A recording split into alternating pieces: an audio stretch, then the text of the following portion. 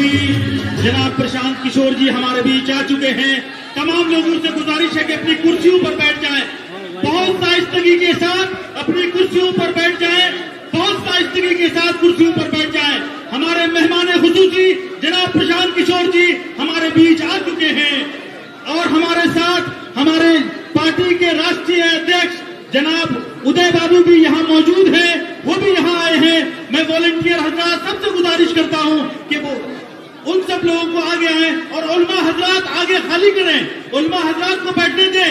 हमारे जो नेता है आज वो मेजबान हैं, हमारे मेजबान भाई पीछे की तरफ बैठे, हमारे उलमा कराम को आगे बैठने दें। और जो चादर पोशी और गुल पोशी जनाब प्रशांत किशोर जी और उदय बाबू का करना चाहते हैं, राष्ट्रीय अध्यक्ष जी का करना चाहते हैं, वो आइए और उनको गुल पेश कीजिए, गुलदस्ता पेश कीजिए। और बाकी तमाम हजरात से गुजारिश है कि वो कुर्सियों पर बैठ जाएं। ये महफिल अभी चलेगी, इसमें आपको अपनी बात सुनाने, आपकी बात सुनने यहाँ आए हैं। आप तमाम लोगों से गुजारिश है कि साइस्तगी जो आप लोगों ने अभी तक बरकरार रखी है। इलाही चला था जानिबे मंजिल मगर लोग आते गए, कारवां बनता गया। जनाब प्रशांत किशोर जी धन्यवाद। आदाब सलाम। आप लोग सब लोग काफी देर से यहाँ समय निकाल कर आए हैं। मैं इस मैदान में दूसरी बार आया हूँ। ईद के दिन भी हम यहाँ पर आए थे। आप सबका यहाँ आने के लिए शुक्रिया। मंच पर बैठे हुए सारे वो साथी जिन्होंने आपके साथ मिलकर इतनी मेहनत की है, आपको यहाँ बुलाया है, मुझे मेरी बात कहने का अवसर दे रहे हैं, उनका भी शुक्रिया अदा कर रहे हैं। मेरा नाम प्रशांत किशोर है, ये बात तो अमूमन अब आप जान ही गए हैं, लेकिन मेरा पूरा परिचय ये है कि मैं वही प्रशांत किशोर हूँ जिसने 2014 में नरेंद्र मोदी का अभियान इस देश में चलाया है। उस नजरिए से आप में से कुछ लोग अगर ऐसा समझते हैं कि जिस व्यक्ति ने नरेंद्र मोदी का देश में अभियान चलाया है उस व्यक्ति के साथ हम लोग कैसे चल सकते हैं, उस पर भरोसा कैसे कर सकते हैं, अगर आप ऐसा सोचते हैं तो बिल्कुल आपका सही सोचना है। आपको प्रशांत किशोर पर कोई भरोसा करने की जरूरत नहीं है। लेकिन अगर आप मेरे परिचय का ये हिस्सा जानते हैं कि 2014 में मैंने नरेंद्र मोदी के अभियान में कंधा लगाया है, तो आप में से कुछ लोग ये भी जानते होंगे कि 2014 के बाद 2021 तक इस देश में जहां कहीं भी भाजपा और नरेंद्र मोदी हारे हैं, हराने वाला दल और नेता कोई भी हो, उनके पीछे भी इसी प्रशांत किशोर ने कंधा लगाया है। 2015 में बिहार में, 2017 में पंजाब में, 2018 तेलंगाना में, 2019 आंध्र प्रदेश में, 2020 दिल्ली महाराष्ट्र में, 2021 तमिलनाडु और बंगाल में, इतनी जगहों पर इसी प्रशांत किशोर ने उन नेताओं की, उन दलों की मदद की जिन्होंने भाजपा को हराया है। तो मेरे भाई, अगर आप परिचय मेरा जानते हैं तो पूरा परिचय जानिए। हम यहाँ आए हैं, हमारे पार्टी के माननीय अध्यक्ष उदय जी ने आपको एक वीडियो दिखाया। हम इस तरह का एक्सप्लेनेशन नहीं देते क्योंकि मेरा ऐसा मानना है कि सच्चाई की एक अपनी ताकत है। जो सच है वो सच है। हमारे वीडियो दिखाने से, बात करने से क्या फर्क पड़ने वाला। इस मंच पर जो आएगा, जन सुराज का मंच है तो स्वाभाविक तौर पर वो जन सुराज के बारे में अच्छा ही बताएगा।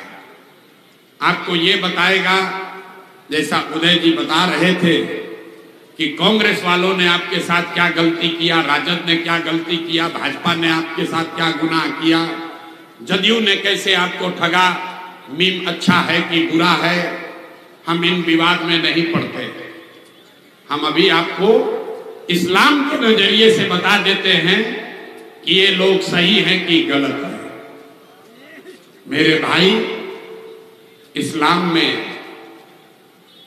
में आपके पैगंबर साहब ने कहा कि जिस कौम को अपने रहनुमाओं की समझ न हो उसके ऊपर जालिम हुक्मरानों को मुसल्लत कर दिया जाता है। तो अगर आज का हुक्मरान जालिम है, अगर आज दिल्ली में बैठे हुए, देश में बैठे हुए, राज्य में, पंचायत में बैठे हुए हुक्मरान जालिम हैं, तो भैया बात तो पैगंबर साहब ने कही है, गलत नहीं हो सकती है। फैसला आप कर लीजिए कि कहीं ना कहीं आपसे अपने रहनुमाओं को चुनने में गलती हुई है, तभी तो आपके ऊपर जालिम हुक्मरानों का शासन हुआ है। हम क्यों कहें कि कांग्रेस खराब है कि राजद खराब है? ये तो बात इस्लाम में पैगंबर साहब ने रास्ता आपको बताया हुआ है, हमको बताने की जरूरत नहीं है।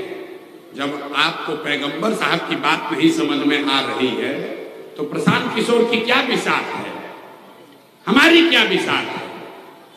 मेरे भाई, आपके साथ इंसाफ हुआ कि नहीं इसको जांचना है तो प्रशांत किशोर की तकरीर नहीं सुननी है। आपके हदीस में लिखा गया है कि हर मुसलमान का ये फर्ज है, अपने बच्चों के साथ आपको इंसाफ करना है। हदीस सही मुस्लिम, सही बुखारी में ये लिखा हुआ है। आप तो सब दानिश्वर लोग बैठे हैं। हदीस में ये लिखा हुआ है कि हर मुसलमान का ये फर्ज है कि आपको अपने बच्चों को अच्छा नाम देना है, अपने बच्चों की अच्छी तालीम और तरबियत करनी है। मेरे भाई, आप यहां रहते हैं, दिल पर हाथ रखकर बोलिए, आज बिहार में आधे से ज्यादा ऐसे मुसलमान हैं जो चाहकर भी अपने बच्चों के साथ इंसाफ नहीं कर सकते हैं, अपने बच्चों की तालीम और तरबियत नहीं कर सकते हैं। तो आप समझ लीजिए कि कौन सही है और कौन गलत है। मुसलमानों की चिंता है कि बात तो सब आप ठीक कह रहे हैं, लेकिन आपके साथ कौन है, जनसुराज के साथ कौन है? मुसलमानों की सबसे बड़ी चिंता यह है कि तादाद किधर है, भाजपा को हराने वाली तादाद किधर है। ये गन्ना आप भी करते हैं। मेरे भाई, इस्लाम में तो आपको बताया गया कि तादाद की चिंता मत करो, हक के साथ खड़ा होइए। ये हम थोड़े ना बता रहे। अगर इस्लाम को मानने वाले लोग 1 मिनट का समय लगाएं, इस्लाम को बनाने वाले लोग अगर उन्होंने तादाद की चिंता की होती तो इस्लाम तो शुरू ही नहीं होता। जिस दिन ये कौम, ये दीन शुरू हुआ, उस दिन तो 2 ही लोग इस्लाम को बनाने वाले थे, तादाद तो इसके खिलाफ में थी। लेकिन आप देखिए, आपने हक की बात छोड़ दी, तादाद की चिंता करने लगे। तो आपका दुर्दशा नहीं होगा तो किसका दुर्दशा होगा? किसका दुर्दशा होगा? राजनीतिक तकरीरें सुनते सुनते आपका उम्र बीत गया। मेरे भाई, कोई किसी को वोट क्यों देता है? वोट देने की 3 वजह है। आप वोट देते हैं अपना और अपने बच्चों के विकास के लिए, आप वोट देते हैं राजनीतिक भागीदारी के लिए, और आप वोट देते हैं अपने राजनीतिक विरोधी को हराने के लिए। इन तीनों पैमानों पर आप पिछले 30-35 साल में जो आपने किया है उसको जरा जांच कर देखिए। इस राज्य में दलितों के बाद सबसे ज्यादा गरीबी, फटेहाली, बदहाली अगर कहीं है तो वो मुसलमान भाइयों के गांवों में, घरों में है। तो ये तो आप मानेंगे, हर मुसलमान मानेगा कि 30 वर्षों के लालू नीतीश के राज में बिहार में आपको तरक्की, विकास आपके और आपके बच्चों को नहीं मिली। लेकिन चलिए विकास की बात छोड़ देते हैं। लोग ये कहते हैं कम से कम हमारा दल तो सत्ता में है, हमको भागीदारी तो मिलती है, तो चलिए भागीदारी को जांच लेते हैं। आबादी के हिसाब से इस राज्य में कम से कम 40 विधायक मुसलमान होने चाहिए। अभी हैं कितने? 19। और इसकी तमाम चर्चा बहुत मुस्लिम समाज के लोग करते हैं, बड़ी चिंता भी दिखाते हैं कि हमारा तो 19 ही विधायक है, हमको और भागीदारी मिलनी चाहिए। मैं आपको बता रहा हूं, ये चिंता का कारण नहीं है। चिंता का कारण क्यों नहीं है? क्योंकि जिन दलों को आपने रहनुमा बनाया है उन्होंने आपको टिकट नहीं दिया, इसलिए आपके 19 विधायक हैं। चिंता का कारण ये है मेरे भाई कि आबादी के हिसाब से बिहार में 1650 मुखिया मुसलमान होना चाहिए। 1200 से कम मुखिया ही बिहार में मुसलमान है। आबादी के हिसाब से 27,500 वार्ड सदस्य मुसलमान होने चाहिए। पूरे बिहार में 11,000 से कम वार्ड सदस्य मुसलमान हैं। आप सब लोग जरा सोच के बताइए कि विधायक तो आपका इसलिए नहीं है क्योंकि आपको टिकट नहीं मिला, लेकिन आपको मुखिया और वार्ड सदस्य बनने से किसने रोका है? वो आपकी मानसिकता ने रोका है, उस डर ने रोका है जिसमें आपको बता दिया गया कि आप चुनाव में भाग मत लो, चुनाव हमको जिताओ, हम तुम्हारी सुरक्षा करेंगे, हम तुम्हारी चिंता करेंगे। इसीलिए आपके समाज के बच्चे मुखिया और सरपंच भी कभी चुनाव नहीं लड़ना चाहते, वो चाहते हैं किसी के पीछे चले। यहाँ बहुत विद्वान लोग बैठे हुए हैं, ये डर का आलम देखिए। आप अपने आप को अल्पसंख्यक बताते हैं। आप मुझे बताइए मुसलमानों की किस किताब में आपको अल्पसंख्यक कहा गया है? आप तो भाई मुसलमान हैं, अल्पसंख्यक कब बन गए? ये अल्पसंख्यक नेताओं ने आपको बना दिया। कभी आपने किसी सिख को यह कहते हुए सुना कि हम अल्पसंख्यक हैं? किसी बुद्ध को मानने वाले ने अपने आप को अल्पसंख्यक बताया? आप 20 करोड़ की आबादी वाले मुसलमान इस देश में अपने आप को अल्पसंख्यक बता रहे हैं, अपने आप को मुसलमान भी नहीं कह रहे हैं। ये डर का आलम है। तो आप चुनाव क्या लड़िएगा? तो मेरे भाई आपको विकास मिला नहीं, भागीदारी मिली नहीं। अब तीसरा देख लीजिए, मुसलमान लोग कहते हैं कि छोड़िए भैया, कुछ हो ना हो, कोई जीते कोई हारे, कम से कम हम लोग भाजपा को हराना चाहते हैं। तो चलिए उसी को जांच लीजिए। 1989 से जब से आपने लालटेन में किरासन तेल बनकर जलना स्वीकार किया है, 1989 में इस राज्य में, बिहार में भाजपा का 0 सांसद था, 0। देश में जो 2 सांसद उनके जीत कर आए थे 1984 में।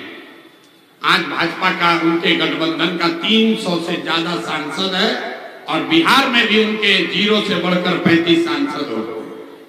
तो मेरे भाई आपको विकास मिला नहीं, भागीदारी मिली नहीं और भाजपा को आप हरा पाए नहीं। लेकिन मुसलमानों की जो कौम है वो मानने को तैयार नहीं है। आप रास्ता बदलना चाहते ही नहीं। आप कह रहे हैं कि हमारे पास कोई रास्ता नहीं है। रास्ता बनाइएगा तब न बनेगा। कई बार मुसलमानों को ये लगता है कि हम लोग के साथ बड़ा धोखा हुआ है।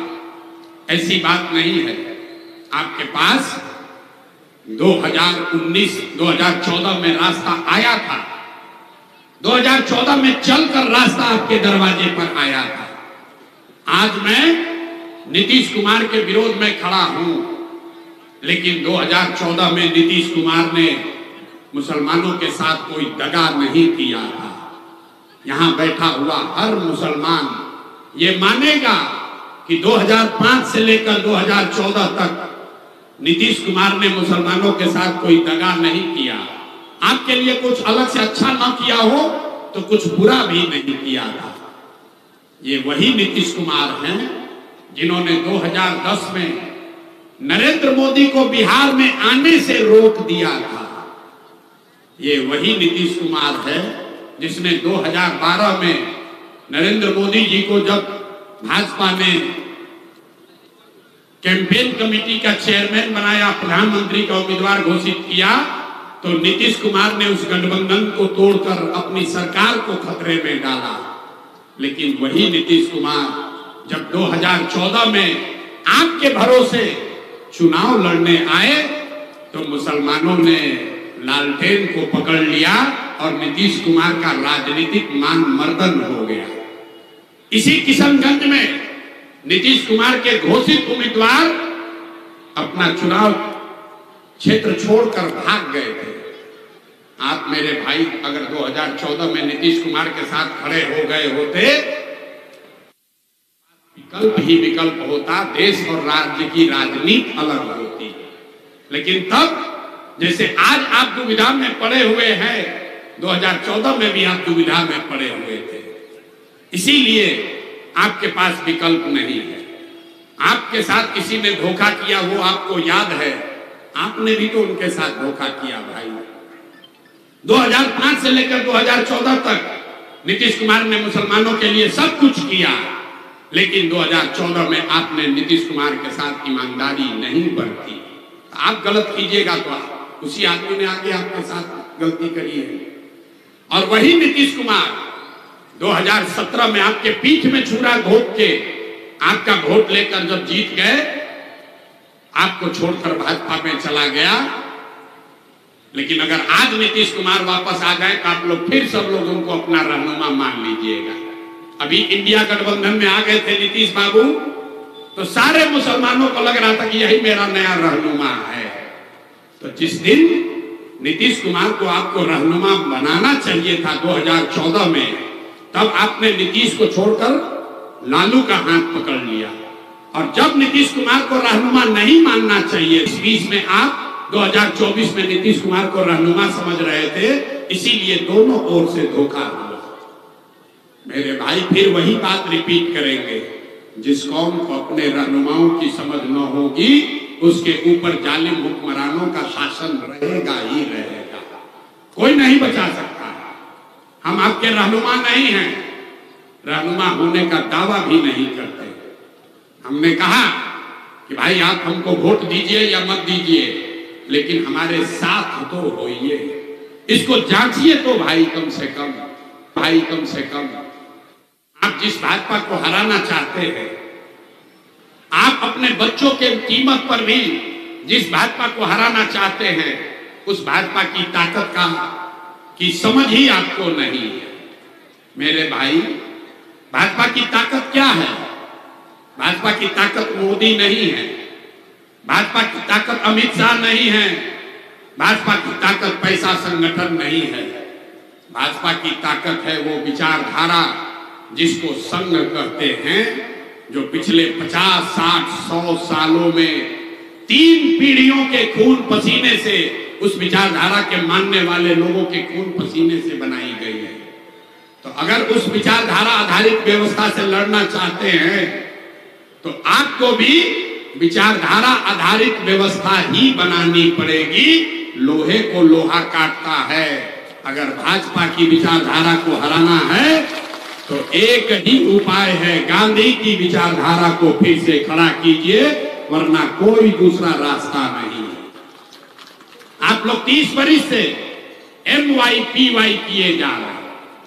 भाई, MY कोई समीकरण है ही नहीं, समीकरण MY नहीं है, समीकरण YM है। जहां पर Y समाज के लोग खड़े होते हैं, M समाज के लोग, मुसलमान लोग पूरी मुस्तैदी से उसको वोट करता है। और जैसे ही M मुसलमान कोई खड़ा हुआ तो आधा से ज्यादा यादव समाज के लोग हिंदू बनकर भाजपा को वोट दे देते हैं। ये हम नहीं कह रहे, ये आपका अपना अनुभव भी होगा। कुछ लोगों को लगता है कि भैया यादव जी लोग हम लोग के साथ धोखा कर रहे हैं। हम आपको कह रहे हैं ऐसी बात नहीं है। अगर आप यादव को छोड़कर किसी दूसरे जाति वर्ग के साथ भी ये गठबंधन बना लीजिए, फॉरवर्ड के साथ, ओबीसी के साथ, दलित के साथ, ईबीसी के साथ, जिस किसी के साथ भी गठबंधन बनाइएगा यही होगा। क्यों होगा ये आप समझ लीजिए 2 मिनट में, और उसी से आपको आगे का रास्ता भी दिखेगा। इस देश में 80% हिंदू रहते हैं और भाजपा को वोट मिला है 40%। याद रखिए, जब भी कोई आकर ये बोले कि सारे हिंदू भाजपाई हो गए, तो ये आंकड़ा याद रखिएगा, 80% हिंदुओं के देश में भाजपा को 40% वोट मिला है। इसका मतलब है कि आज भी आधे से ज्यादा हिंदू भाजपा को वोट नहीं कर रहा। वो कौन हिंदू है? मैं आपको बता रहा हूं, वो यादव कुशवाहा दलित नहीं है, वो ब्राह्मण बनिया नहीं है। क्योंकि अगर जाति की बात होती तो बिहार में मोदी जी को वोट दिया किसने? बिहार में मोदी के जाति का तो एक भी हिंदू नहीं रहता। मोदी को, भाजपा को वोट बिहार में उन हिंदुओं ने दिया जिसको भाजपा के हिंदुत्व के विचारधारा पर यकीन है।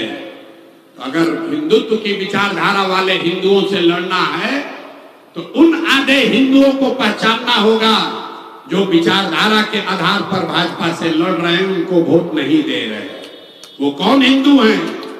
जो हिंदू गांधी को मानने वाला है, वो किसी भी जाति का हो, वो भाजपा से इत्तेफाक नहीं रखता है, वो भाजपा को वोट नहीं देता है। जो हिंदू बाबा साहब अंबेडकर की विचारधारा को मानता है, वो भी किसी जाति का हो, वो भाजपा को वोट नहीं देता है। जो कम्युनिस्ट विचारधारा के हिंदू हैं, वो भी किसी जाति के हिंदू हों, वो भाजपा को वोट नहीं देते हैं। जो जयप्रकाश लोहिया जी को के विचारधारा के मानने वाले, समाजवाद को मानने वाले हिंदू हैं, वो भी भाजपा को वोट नहीं देते हैं। तो जो जन स्वराज का फॉर्मूला है कि अगर इन चार विचारधारा के मानने वाले हिंदुओं के साथ 20% मुसलमानों का सामाजिक राजनीतिक गठजोड़ बना दिया जाए तो हम लोग की संख्या हुई 7 और भाजपा हुई 40 और इसी से लंबी लड़ाई लड़ी जा सकती है। और ये हवा में बात नहीं है। आजादी से पहले इसी समीकरण में देश की आजादी की लड़ाई लड़ी है। देश की आजादी की लड़ाई किसने लड़ी? गांधी के मानने वालों ने लड़ा, बाबा साहब के मानने वाले लोगों ने आजादी की लड़ाई लड़ी, कम्युनिस्टों ने लड़ाई लड़ी, समाजवादियों ने लड़ाई लड़ी, मुसलमानों के पुरखों ने आजादी के लिए खून पसीना बहाया। तो जो आजादी से पहले की कांग्रेस की जो व्यवस्था थी, तब भाजपा का दम नहीं था, तब भी तो हिंदुत्व वाले लोग थे। लेकिन जब तक इन चार विचारधारा के मानने वाले हिंदू और मुसलमान एक साथ थे, भाजपा का सर कभी बिहार देश में नहीं उठ पाया है। अगर उसको हराना है तो यही व्यवस्था बनानी पड़ेगी। यही उसी व्यवस्था बनाने का नाम है जन सुराज। और यही फर्क है जन सुराज में और ओवैसी साहब में, क्योंकि यहाँ ओवैसी साहब के मानने वाले भी बहुत लोग हैं। ओवैसी साहब मेरे मित्र भी हैं। ओवैसी साहब और हमारे कहने में क्या फर्क है? हम भी ये कह रहे हैं कि नहीं, 20 करोड़ मुसलमानों की रहनुमाई हर हालत में मुसलमान समाज का व्यक्ति ही करना चाहिए। ओवैसी साहब भी यही कह रहे हैं। लेकिन फर्क ये है कि जन सुराज प्रशांत किशोर ये कह रहे हैं कि मुसलमानों को अपने बीच से अपनी रहनुमाई करने के लिए लीडर खड़ा करना चाहिए, लेकिन उन हिंदुओं के साथ मिलकर करना चाहिए जो विचारधारा के आधार पर आपके साथ लड़ने को, चलने को तैयार है। ओवैसी साहब कह रहे हैं कि मुसलमान अकेले अपनी लड़ाई लड़े। जन सुराज कह रहा है कि मुसलमान उन हिंदुओं के साथ मिलकर लड़े जो विचारधारा के आधार पर आपके साथ लड़ने को, चलने को तैयार है। अब आप तय कर लीजिए कि 20% मुसलमान अकेले जीत सकता है या 20% मुसलमान और आधे हिंदू जो विचारधारा के आधार पर आपके साथ रहे हैं, चले हैं, जिनके पुरखों ने आपके पुरखों के साथ मिलकर आजादी की लड़ाई लड़ी है, वो कॉम्बिनेशन अच्छा है कि ओवैसी का फॉर्मूला अच्छा है कि MY अच्छा है? मेरे भाई, तय आपको करना है। जीतेगा जन सुराज ही, जीतेगा जन सुराज ही। इसलिए नहीं कि हमको कोई अभिमान है, ऐसा नहीं है कि हम बहुत होशियार हैं, मुझे कोई अभिमान है। जीतेगा जन सुराज ही, क्योंकि पैगंबर साहब ने कहा, इस्लाम में बताया गया कि ईमानदारी से किया गया जद्दोजहद कभी बेकार नहीं जा सकता। और पिछले 3 बरस में जितना पसीना प्रशांत किशोर ने बहाया है, इस राज्य की राजनीति को छोड़िए, देश में इतनी मेहनत किसी ने नहीं की है। तो अगर हमारे प्रयास में ईमानदारी है, सत्यता है और मैं जद्दोजहद कर रहा हूं, तो आज नहीं तो कल सफलता मिलनी ही मिलनी है। तय आपको करना है, तय मेरे भाई आपको करना है। अगर आज आप कंधा लगाओगे तो इतिहास लिखा जाएगा, मेरी लड़ाई थोड़ी आसान हो जाएगी। लेकिन अगर आप हमारा साथ नहीं देते हैं, लालटेन में किरासन तेल बनकर जलते रहिए, लेकिन चिंता मत कीजिए, जब जीतेंगे तो जीतने के बाद फिर से आपके पास आएंगे और आपको अपने साथ लेकर चलेंगे। लेकिन अगर आपने अभी साथ नहीं दिया और जीत कर आए आपको साथ लेकर चलने, तो हरजाना तो जरूर वसूला जाएगा। हम आदमी हैं शाकाहारी, जीत कर आएंगे तो आपसे आपके घर पर सेवई भी खाएंगे और आपको साथ में भी लेकर चलेंगे। तो आपको कोई चिंता करने की जरूरत नहीं है। जन सुराज जीते, आप उसका साथ दो या मत दो, ये आपका अपना दल है, आपके बच्चों का दल है, आपको घबराने की जरूरत नहीं है। मन लगे तो वोट दीजिए और न मन लगे तो बाहर से बैठकर देखिए। हम यहाँ पर इसी बिहार में जो भीड़ आप देख रहे हैं, लोगों ने कहा कि जनसुराज में कौन जाति का, इनके पास कौन जाति है? तो मेरे पास पूरा हिंदू समाज, आधा हिंदू समाज। हमारे आप सभाओं में आइए, मैं आपको निमंत्रण दे रहा, आकर देखिए। वो मुसलमानों की सभा नहीं है, उसमें 10% से ज्यादा मुसलमान भाई नहीं आते, लेकिन जो भीड़ है, कल तक मुझे भाजपा का बी टीम कहने वाले लोग आज भाजपा वाले थर थर थर थर कांप रहे हैं। जैसे जैसे जनसुराज बढ़ रहा है, अब महागठबंधन वाले खुश हो रहे हैं। वो सोच रहे हैं कि मुसलमान तो हमारे साथ है ही, हिंदू सब चला गया जनसुराज में। लेकिन मेरा यकीन है कि चुनाव आते आते आपको भी दिखेगा कि जब भैया जीत रहा है जनसुराज, तो इसी के साथ आगे चलना है। अब लालटेन में किरासन तेल बनकर नहीं चलना। क्यों? इसलिए नहीं कि हम सिर्फ बिहार की बात कर रहे हैं। जो आप में सलाहियत रखने वाले लोग हैं, आपको मालूम है जनसुराज की जीत सिर्फ किशनगंज और बिहार की जीत नहीं होगी। जब गांधी चंपारण आए, गांधी ने चंपारण में आंदोलन किया, उससे देश आजाद नहीं हुआ। चंपारण का आंदोलन हुआ 1917 में, देश को आजादी मिली 1947 में। लेकिन चंपारण के आंदोलन से गांधी ने देश को वो हथियार दिया, वो विश्वास दिया, जिससे लोगों को पता चला कि ये वो हथियार है जिससे अंग्रेजों को हराया जा सकता है। सत्याग्रह का हथियार मिला। तो जो काम जनसुराज बिहार में कर रहा है, यकीन जानिए, अगर बिहार में हम लोग जीत गए तो ये कहानी शुरू यहां से हो रही है, रुकने वाली यहां नहीं है। पूरे देश का राजनीति का निडिल बदल जाएगा, क्योंकि जो फार्मूला हम बता रहे हैं वो MY से 10 गुना ज्यादा ताकतवर है। अगर उस समीकरण में आपने कंधा लगा दिया तो जीत तो होगी ही होगी, देश में राजनीति की दिशा और दशा बदल जाएगी। अगर आप नहीं भी साथ दिए तो भी आधा हिंदू ही जनसुराज को जिताने के लिए काफी है। आप अगर जुड़ेंगे तो हमारी लड़ाई आसान होगी। आप कंधा नहीं लगाएंगे तो भी हमको कोई शिकायत नहीं है। आपको अपनी बात रख दी, तय आप कर लीजिए कि आपको लालटेन में किरासन तेल बनकर जलते रहना है या अपने और अपने बच्चों के लिए नई व्यवस्था बनाने के लिए कंधा लगाना है। जन सुराज ही वो पौधा है मेरे भाई, इसको सींचिएगा तो यही बड़ा होकर आपको फल भी देगा और आपको सुरक्षा और छाया भी देगा, और यही आगे की लड़ाई भी लड़ेगा। कुछ लोगों को लगता है कि भाजपा वाले इनकी मदद कर रहे हैं, तो आप तो मुसलमान हैं, ईमान की बात करते हैं।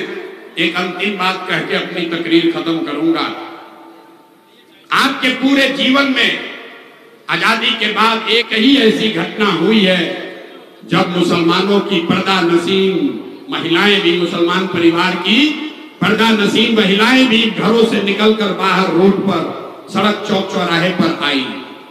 वो दंगा नहीं था, वो मस्जिद की शहादत नहीं थी, वो सीए एनआरसी था।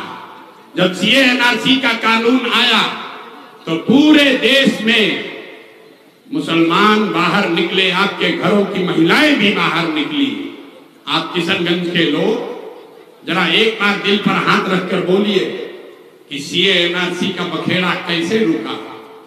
वो आपके आंदोलन से नहीं रुका, आपके धरने प्रदर्शन से नहीं रुका।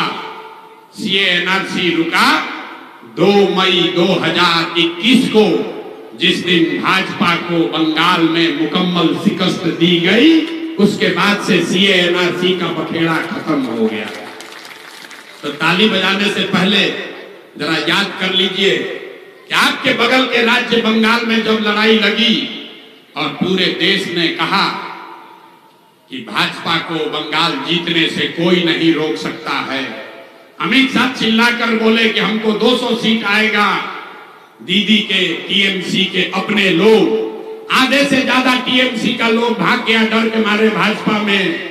जब पूरे देश में दीदी के साथ कोई खड़ा नहीं हुआ तो यही प्रशांत किशोर दीदी के साथ खड़े हुए थे, और हमने कहा कि भाजपा को बंगाल में हराएंगे नहीं, अगर 100 के नीचे नहीं कर दिया तो जीवन में संन्यास ले लेंगे। मेरे भाई, भाजपा को बंगाल में आया 77 और दीदी जीती 200 से ज्यादा सीट, तो हम हो गए भाजपा के एजेंट, और आप जो घर में बैठे थे आप हो गए हमको सर्टिफिकेट देने वाले। तो हमें भैया ऐसा सर्टिफिकेट नहीं चाहिए। आप तय कर लीजिए और जिसको अच्छा लगे उसको मदद कीजिए, लेकिन ध्यान रखिए गलत को चुनोगे तो गलत ही पाओगे, और अपने बच्चों की चिंता आप नहीं करोगे तो दूसरा कोई चिंता नहीं करेगा। जन सुराज और दूसरे राजनीतिक दल में एक ही फर्क है, वो लोग कह रहे हैं कि भाजपा से डरो और हमारी मदद करो।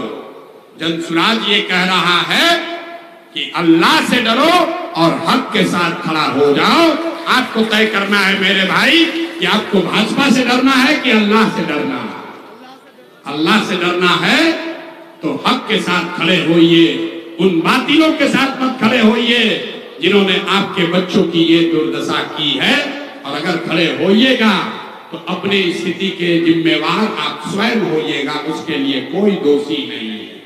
आप तो खुद कहते हैं कि हम लोग अल्लाह को छोड़कर किसी से नहीं डरते हैं, कहने के लिए कह रहे हैं कि अल्लाह को छोड़कर किसी से नहीं डरते हैं। और कोई भाजपा का नाम ले ले तो आप बातिलों के साथ भी खड़ा होने को तैयार हैं। तो हम आपसे इतना ही आग्रह करने आए हैं, एक बार अल्लाह से डरिए, हक के साथ खड़ा होइए, अपने आप आपकी तादाद भी बनेगी और आपको जीत भी मुयस्सर होगी, भाजपा को हराया भी जाएगा। यही जन सुराज की सोच है। आपको अच्छा लगे तो इसमें कंधा लगाइए। जब बिहार जीत कर आएंगे तो 2 बरस में फिर यहीं से यूपी की लड़ाई भी हम ही लोग लड़ेंगे, दूसरा कोई नहीं लड़ सकता। और प्रशांत किशोर में ही सलाहियत है कि यूपी में आपको जिता सके।